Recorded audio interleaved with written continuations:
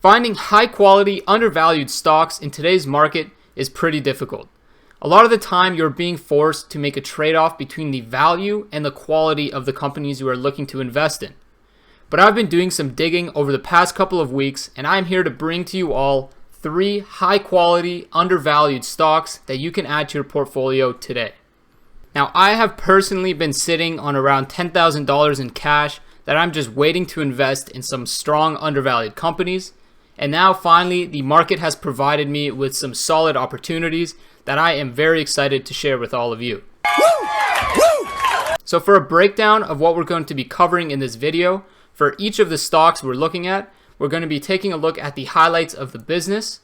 We're going to be taking a look at a future catalyst that is going to bring the company back to its intrinsic value. And for all undervalued stocks, you want there to be some sort of a catalyst, otherwise the stock can remain undervalued for an extended period of time. Next, we're going to take a look at the valuation for each of the companies, and then we're going to wrap it up with a rating of 1 to 5 for each of the stocks, 1 making them a speculative buy, and 5 making them a very stable long-term buy. So let's get into it.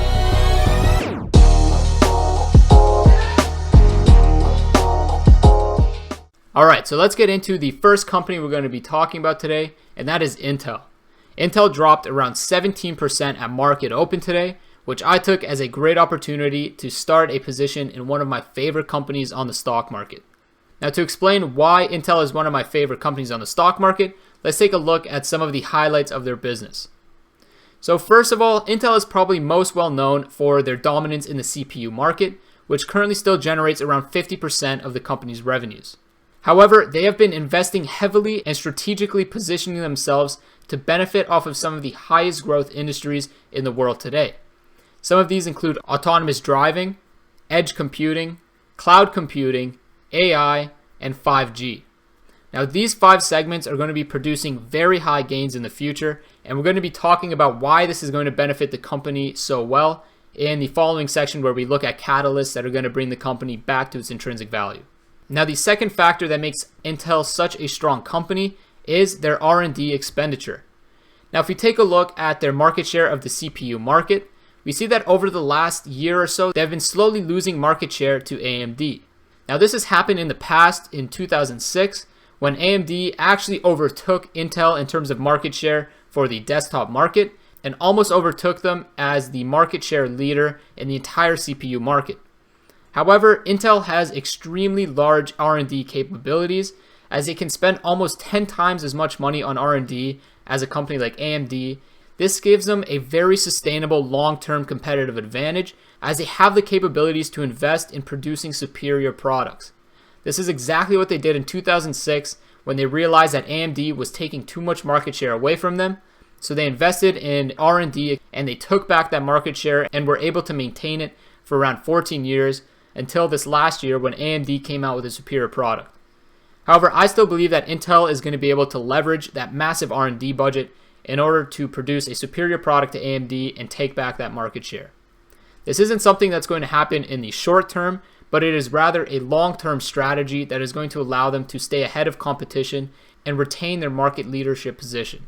So for those 2 reasons, I think that Intel makes an excellent long-term investment, namely their strategic positioning to benefit off of the highest growth industries and their ability to outspend competitors to retain market share in critical markets. So now let's take a look at some of the catalysts that are going to be benefiting the company in the future. Now, the semiconductor industry historically has had boom periods which are always directly tied to disruptive new technologies being introduced to the market. In the 1990s, that was PCs. PCs led the semiconductor industry to experience a compound annual growth rate of 14% compared to its long-term 30-year compound annual growth rate of 8%.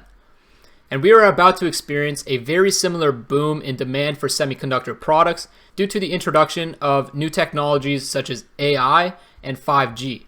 Now, as I said previously, Intel has positioned themselves extremely well to benefit off of the growth in AI and 5G, as they have already started producing a lot of products for players in this space in their data center group. Now, this data center group, in their most recent quarterly report, experienced revenue growth of 34%. Wow! Now this is absolutely remarkable growth and has just taken over their PC-centric business as their largest revenue generating segment. So Intel has a lot of potential catalysts coming up in the future that they have strategically positioned themselves to take advantage of. So now let's move into the third section of this analysis where we take a look at their valuation. Now just to show you how undervalued Intel currently is, I'm going to be using the most conservative valuation method, which is the net asset value and earnings power value model. Now, if any of you are interested in looking at the valuations that I use, I provide every single valuation I have for free on my Facebook group, which you can find the link to in the description down below. And you can say update it or download my valuations so that you can play around with them yourself if any of you are interested in that. So taking a look at Intel's valuation, they have an intrinsic value of $73 per share. And seeing as they're currently trading right around $50 per share, this gives you over a 30% margin of safety on your entry price of Intel. Now, given how well the company has strategically positioned themselves and their long-term competitive advantage in being able to outspend their competitors in producing a superior product, places Intel in a very highly sustainable position to be able to benefit off of the growth in the semiconductor industry and continue dominating in their respective markets. So for that reason, I'm going to be giving Intel a rating of 5. Now, it is pretty rare that I'm going to be giving companies ratings of 5, so it shouldn't be taken lightly, but I do think Intel makes an absolutely excellent investment at this current price level. They have a PE of around 9, which for how high growth of an industry they're operating in, and for the dominant leadership position that they have within the industry, it's pretty low PE, and it provides you with a large margin of safety, as they're likely going to be experiencing high levels of growth, as has been exhibited by their data center group, which has experienced 34% year-over-year growth in their revenues. So now let's jump into the second stock we're going to take a look at, which is PGT Innovations. Now you probably haven't heard of PGT Innovations as they're a relatively small company with a market cap under $1 billion. However, let's look at some of the highlights of the business so that you know what makes them such a great investment opportunity.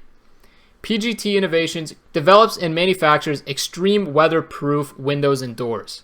Now, they have been doing this for around 17 years as they were incorporated in Florida back in 2003. And over the last decade, they have been acquiring a lot of smaller companies in coastal cities around the US in order to expand their market leadership. In Florida, they currently have the top market share for any company operating within their same segment, and they're working to increase their market share in other areas around the country. They are also even operating in Canada and as far south as the Caribbean. Now, the reason why I think PGT is such an interesting investment is because they are one of the very few companies that benefit off of natural disasters. So PGT has been experiencing pretty high levels of growth as their revenues have grown at a 16% compound annual growth rate over the last 10 years. Nice.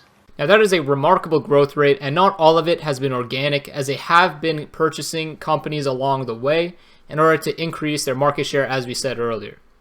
However, the company produces some stellar looking windows and doors. And I gotta say, even though I don't live in an area where natural disasters occur, I would still consider buying their windows and doors just because they look amazing. In addition to that, they're also beneficial because they're very good at filtering out outside noise. They filter some of the harmful UV lights, and of course they protect you from any adverse weather events. Now, the catalyst that is going to be providing the growth opportunity for PGT is the increase in natural disasters in the United States and in the world as a whole. Now, taking a look at this graph, we can see that global natural disasters have been increasing at a fairly rapid pace. Now, a lot of research links this back to climate change, and likely we are going to continue seeing this trend evolve into the future as we start seeing more and more natural disasters occur around the world. Now, PGT is uniquely positioned in order to benefit off of the growth in natural disasters. So this is going to provide them with a great growth opportunity, as a lot of coastal cities are going to need to start preparing for the increased rate of natural disasters occurring, not only just within North America, but all over the world. In addition to that, another factor that's going to help PGT is that generally construction is very high at times when interest rates are low. Seeing as interest rates are near zero right now, construction is likely going to be continuing in the coming years, and it's going to provide another boost to PGT's business. So now let's take a look at their valuation so we see what a reasonable entry price would be for this stock. Now for PGT, I also used a net asset value and earnings power value model.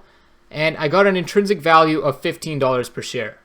Now currently the stock is trading in the upper 16 range. However, if you've watched my videos in the past, you know that net asset value and earnings power value does not take into account growth at all. And for this stock, it is something that we do want to account for. So seeing as their intrinsic value not accounting for growth is around $15 per share, I think that it is fairly reasonable to buy the stock at its current share price, since it is likely that it is going to continue experiencing higher levels of growth. Now just taking a look at the growth in the company's sales from its Western segment, we see that they've almost doubled in the last year. So this company is experiencing very high levels of growth, and it is likely going to continue into the future as people in coastal cities are going to be trying to protect their properties from serious adverse weather events. So I'm going to be giving this company a rating of 3. And the reason why I'm giving them a rating of 3 is because they are trading a little bit above what a very safe entry price for the stock would be. However, the company is likely going to be benefiting from future growth due to the increased cases of natural disasters we are seeing, not just in the United States, but all over the world. So finally, let's finish with the third stock we're going to look at today, which is Moog Incorporated. And let's jump right into the highlights of the business.